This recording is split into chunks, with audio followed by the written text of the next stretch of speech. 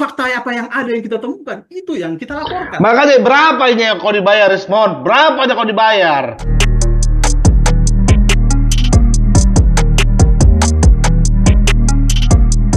Hai guys, itu bersama Bang Boy. Banyak yang request, kemana aja sih Bang gak ngupload Bang?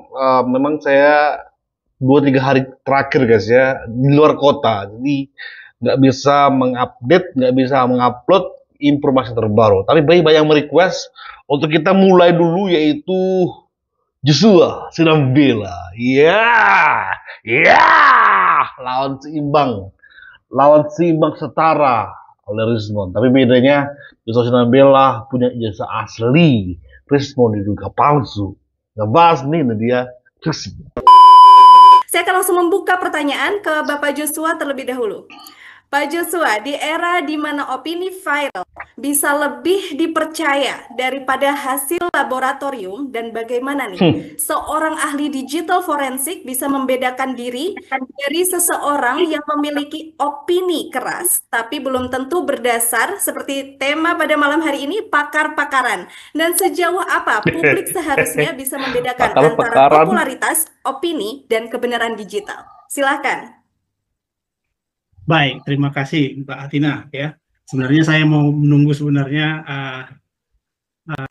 layar Rismond pertama kali nanti yang membuka acara gitu ya, menyampaikan katakanlah argumen-argumennya. Tetapi sampai sekarang sepertinya belum bersedia hadir. Tapi saya nggak tahu nih ada nama Resmana. Resmana ini Rismond atau bukan ini? Cuman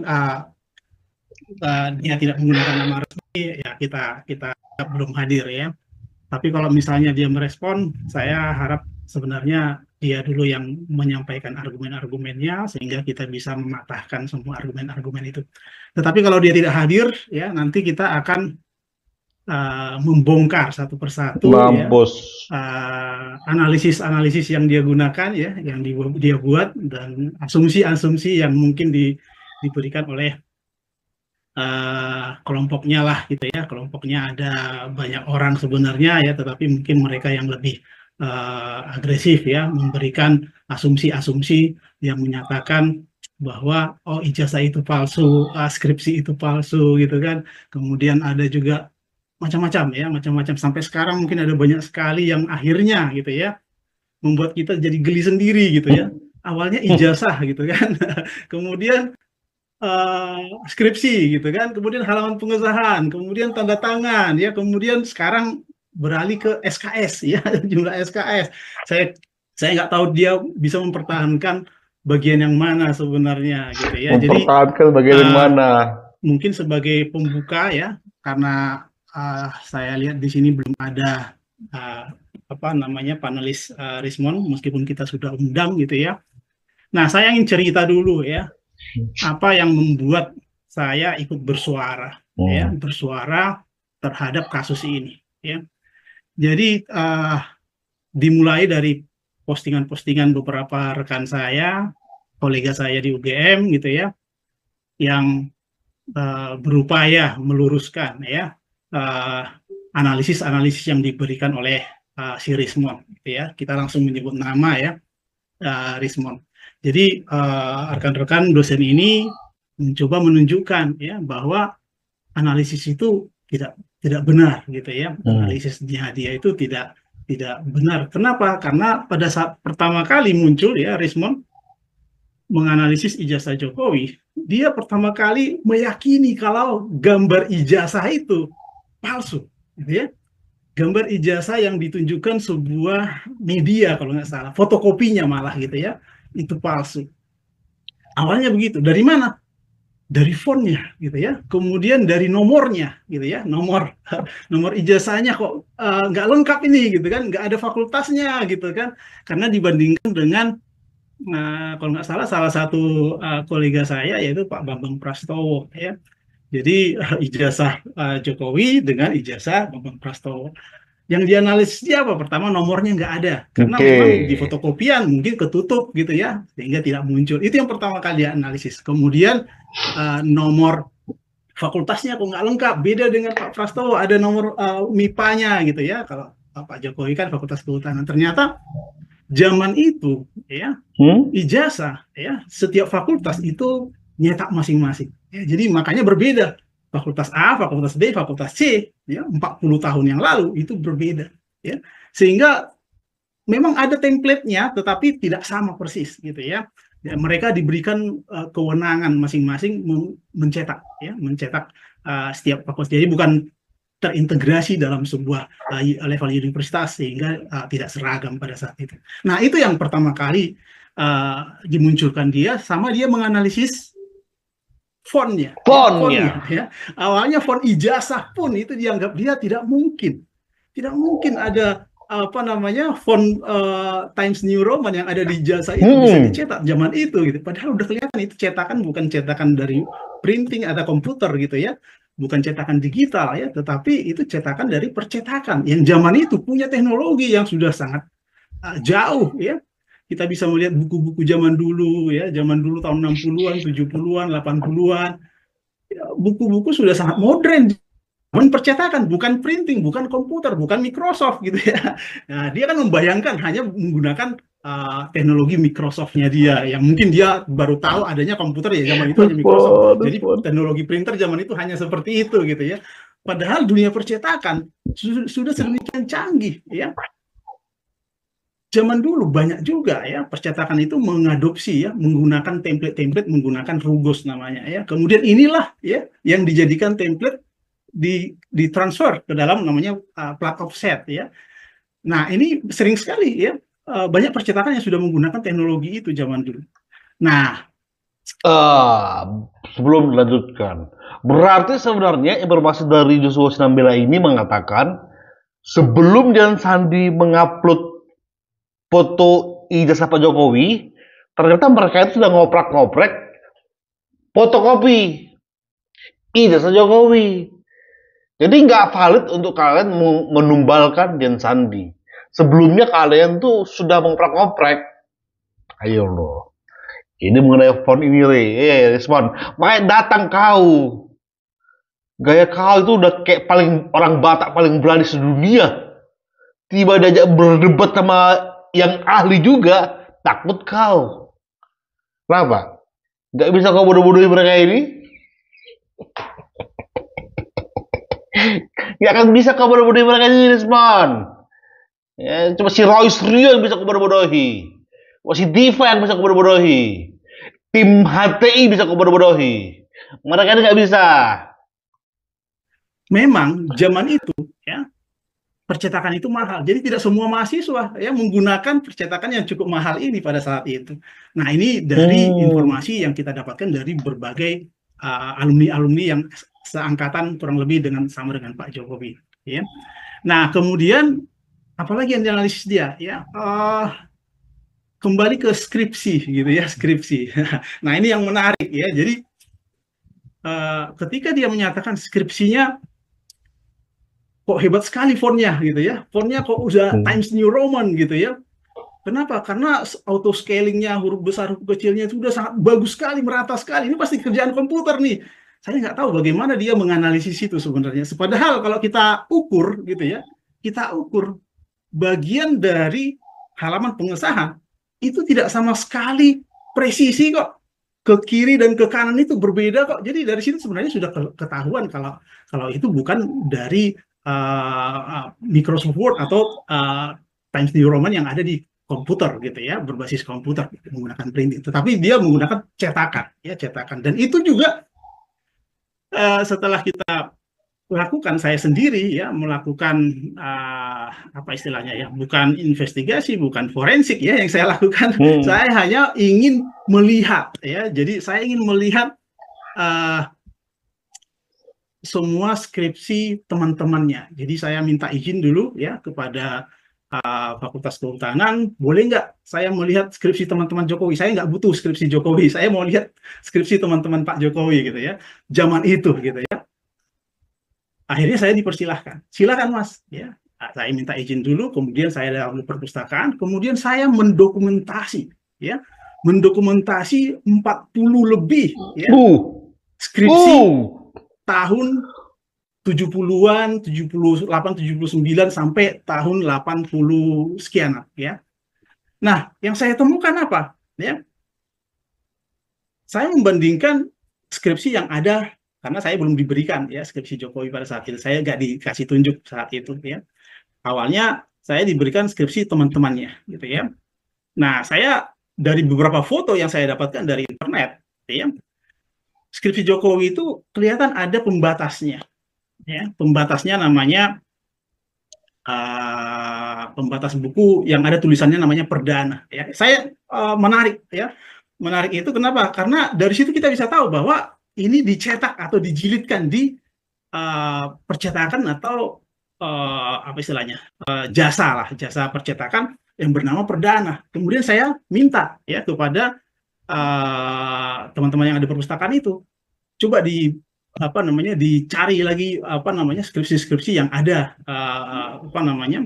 batasnya perdana gitu ya. Ternyata banyak sekali ya, dan banyak yang seangkatan Pak Jokowi juga. Di atas angkatannya juga banyak, di bawahnya juga. Dari tahun 79 itu sudah ada percetakan perdana. Bahkan sampai tahun 88. Nah, bukan hanya di Fakultas Kehutanan saja ternyata ya.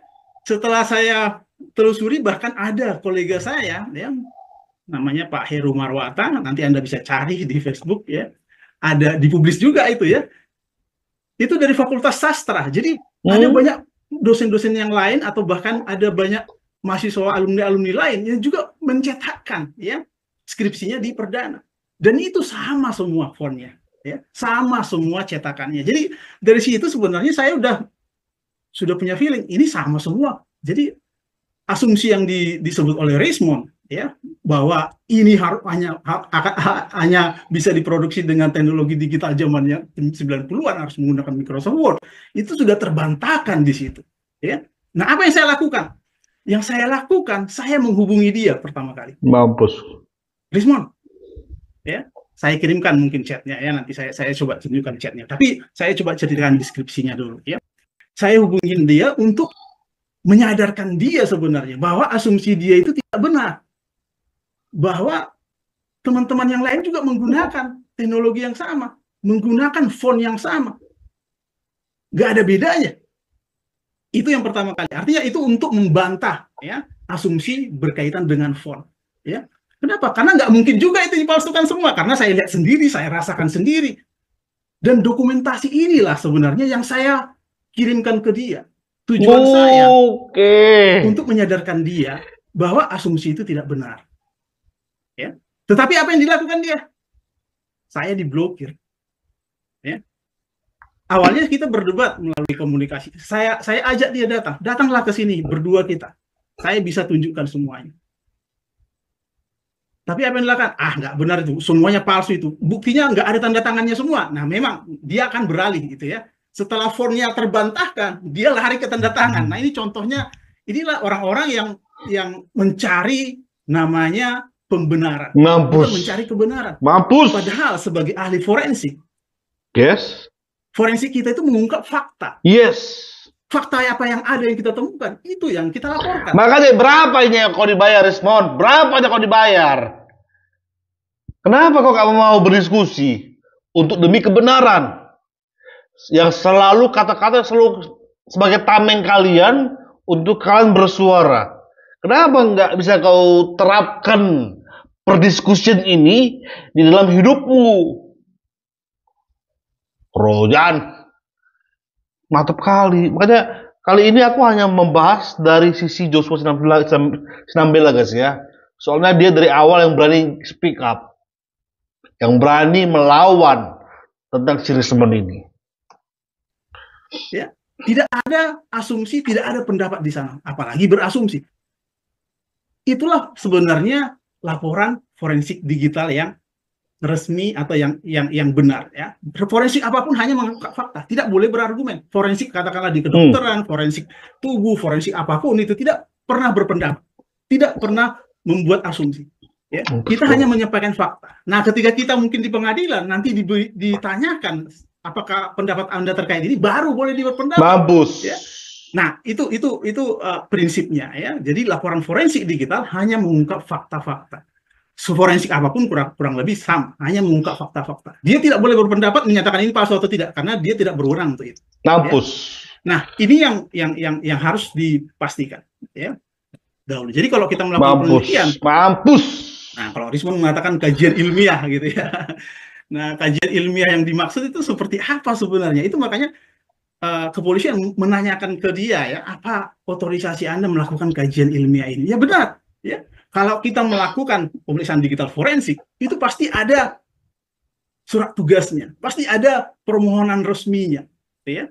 Dan harus kita pastikan juga bahwa yang kita periksa ini itu merupakan legal. Kita nggak boleh menerima orang memeriksakan, tolong periksakan handphone istri saya, atau tolong periksakan handphonenya orang lain, dan seterusnya. Nggak bisa. Kita nggak berwenang melakukan itu. Kita pastikan kita memiliki otorisasi dari pemilik, pengguna, dan seterusnya. Atau dari penyidik yang sudah menyita. Ya, kalau sudah disita, otomatis mereka memiliki otorisasi, dan seterusnya. Nah, itu yang ditanyakan sebenarnya dalam pertanyaan-pertanyaan oleh penyelidik mungkin ya di Polda Metro Jaya pada saat kemarin mungkin ya, sehingga dia loh, kok bisa menanyakan otorisasi, dan itu memang jelas kalau dia melakukan kajian ilmiah atau pemeriksaan digital forensik ya. Tapi kalau kajian ilmiah yang lain juga dia harus butuh juga sebenarnya ya izin ya, ketika dia memeriksa ijazah orang lain dan seterusnya gitu ya, atau datang ke fakultas gitu ya memeriksa. Kalau saya sih tidak melakukan pengujian apapun ya, termasuk ke ijazahnya dia. Saya nggak meneliti apapun di ijazahnya dia. Saya hanya melakukan namanya verifikasi atau klarifikasi kredensial akademik. Mampus. Dari seorang Rismond. Nanti saya tunjukkan email saya. Emailnya saya. Apa email saya yang saya kirimkan dan apa jawaban dari mereka. Cukup itu saja. Saya nggak ngulik-ngulik. Meskipun kalau dikulik, ada YouTuber yang sudah mengulik, itu ketahuan banget gitu ya, bahwa itu palsu banget gitu ya. Beda banget dengan ijazah-ijazah yang resmi lainnya, gitu ya. Disenggol kan mengenai ijazahmu kau, mampus kau. Mampus kau. Nah, itu mungkin ya terkait ijazah ya. Nanti kita lanjutkan dengan yang lain. Kita mungkin, saya coba lihat dulu ya, apakah ada yang lain. Oke, silakan ya. Mungkin Mbak Atina ada pertanyaan yang lain? Ya. Tapi apa nih yang bisa membedakan gitu ya, ahli forensik digital dengan seseorang yang menyebut dirinya seorang ahli forensik digital, walaupun kita nggak tahu gitu ya metodologi yang dipakai itu seperti apa, step by stepnya seperti apa. Nah, ini bagaimana publik bisa menilai seorang itu adalah ahli forensik digital dengan seseorang yang melabeli dirinya seorang forensik digital? Baik, ya. Jadi siapa saja sih ahli forensik digital ya? Yang disebut ahli itu adalah orang-orang yang berpengalaman, ya, berpengalaman dan diakui pendapatnya, diakui penelitiannya, dan digunakan untuk membuat keputusan di pengadilan. Ya, jadi kalau misalnya Rismond menganggap dirinya sudah ahli gitu ya, padahal setahu saya hanya dua kasus yang ditangani dia, ya, sementara ini, dan itu pun dari pihak penasihat hukum ya, jadi bukan dari dari law enforcement gitu ya. Mungkin jangan bingung guys ya, Rismond baru 2 kasus, yaitu kasus Vina sama kasus Jessica Wongso, tapi itu dari pihak pengacaranya terdakwa gitu loh, baru 2 itu maksudnya dia. Adalah kasus Jessica Mirna ya. Ya, dia diundang oleh PH dari Jessica. Gitu ya. Yang kedua kasus apa satu lagi? Vina ya. Vina. Nah, yang menarik sebenarnya teman-teman pengacara dari Vina ini sebenarnya menghubungi saya lebih dahulu sebelum menghubungi Rismond. Artinya mereka lebih percaya kepada kita sebenarnya. Tetapi saya tolak. Kenapa? Karena tidak ada bahan yang saya forensik gitu ya. Saya hanya dimintain pendapat ya terkait dengan hasil lapor yang sudah ada, dan tidak ada data-data pembanding atau bukti yang mau digunakan untuk memverifikasi ya hasil-hasil tersebut. Jadi saya menolak, dan akhirnya ternyata mereka menggunakan Rismond. Nah, itu hanya 2 itu yang saya tahu. Nah, Anda bisa melihat nanti, atau teman-teman yang ada di sini itu bisa melihat siapa sih ahli-ahli digital forensik yang benar-benar digunakan di pengadilan benar-benar digunakan pendapatnya untuk mengambil keputusan, Anda bisa melihat di putusan 3 Mahkamah Agung QID. Carilah namanya, ya. Kalau Anda bisa cari nama Rismond dan ketemu, wah, berarti dia beneran ahli. Tapi kalau nggak ketemu, otomatis ya belum bisa dilayak dianggap ahli. Kenapa? Karena pendapatnya sama sekali nggak digunakan di pengadilan. Dari situ sebenarnya kelihatan bahwa bagaimana dia melakukan analisis, bagaimana dia memberikan pendapatnya, dan bagaimana ya akhirnya putusan sidang itu dilakukan, gitu ya. Nah,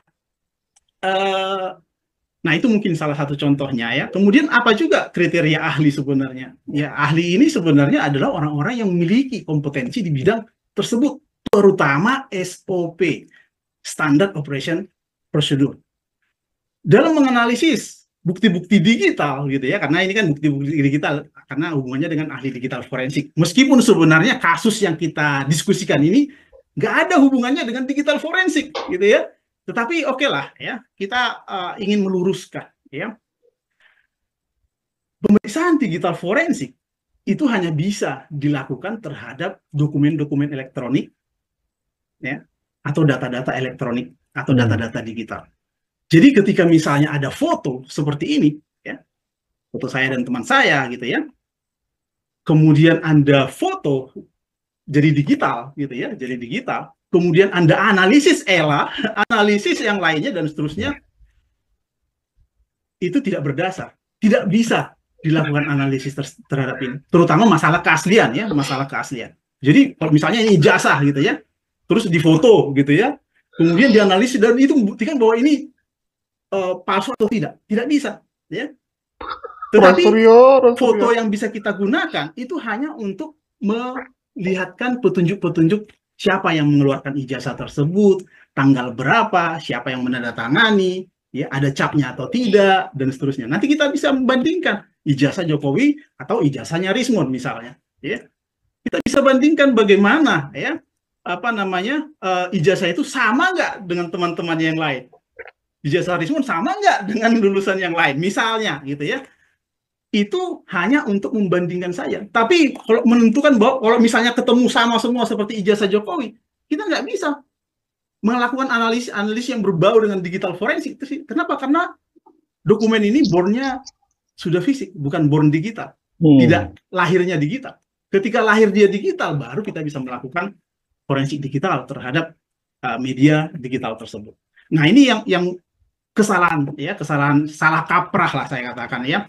Termasuk juga mungkin ada Roy Suryo, dia muncul menganalisis menggunakan ELA, kemudian menganalisis menggunakan Fastnet dan seterusnya gitu ya. Ini kesalahan-kesalahan yang sangat fatal ya, apalagi ditambah asumsi-asumsi, wah ini palsu dan ini tidak, ini beda dengan wajah seseorang dan seterusnya. Nanti kita bisa buktikan ya, mudah-mudahan cukup waktunya secara teknikal ya. Mampus! Part pertama ini mencabik-cabik, merobek-robek dari seorang Roy Suryo, apalagi Rismond. Sebenarnya ya, ketika Rismond nggak mau hadir, bahkan dia memblokir nomor WhatsApp-nya Joshua Sinambela, itu dia sudah kalah. Apalagi dia nggak hadir untuk membantah argumen dari Sinambela. Habis Rismond. Habis kau kali ini kau, habis kau, habis Rojan, mampus lah kau. Apalagi si Roy Suryo ya elah, teman-teman, ya Joshua Sinambela ini gak pernah mengakui Roy Suryo itu ahli. Kalau sama Rismond mungkin dia agak respect lah, karena emang saya juga respect sebenarnya awalnya sama Rismond dengan kemampuannya dia. S2-nya dia tapi ya, bukan S3-nya ya. S3-nya kan bohong ya. Roy Suryo nggak dianggap. Elah, best match. Kau kira AI itu 100% benar? Nanti kita akan tampilkan dia selama ini mengagung-agungkan aplikasi, mengagung-agungkan AI. Tapi di satu sisi ketika AI dipakai untuk membantu omongan dia bilang, itu kan AI, ya Tuhan. Kita akan up itu di video yang berbeda, guys. Ini video pertama, tapi tenang, ada yaitu Oh, yang diungkapkan oleh Joshua Sinambela, WhatsApp pribadinya kepada Rizmon. Seru itu. Semakin menarik. Paling terus tentang ini, Bang Boy. Thank you guys. Bye-bye.